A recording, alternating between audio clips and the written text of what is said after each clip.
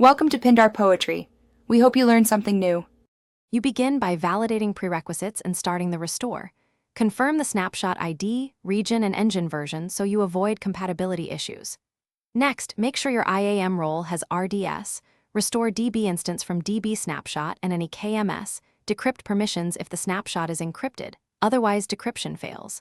Then choose instance class, subnet group, VPC, and storage type so performance matches production needs.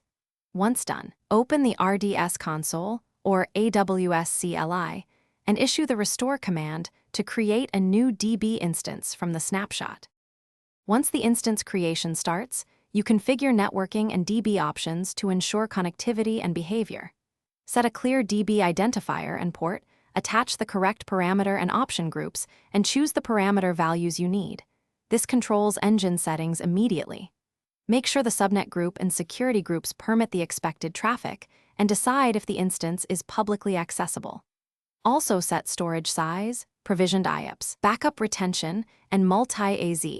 These affect durability and performance during and after restore. When the restore completes, you finalize by verifying the instance health and data integrity. Monitor the restore status and RDS events. Review the error logs if anything looks off. Then connect using the endpoint and run connectivity checks, schema comparisons, and sample queries to validate critical tables and indexes. If you encounter errors, make sure to check the RDS logs, IAM permissions, subnet routing and NACL, and KMS key grants for encrypted snapshots. These are the common blockers. Fix them and retry the restore steps. Thanks for watching. Consider subscribing if we helped you.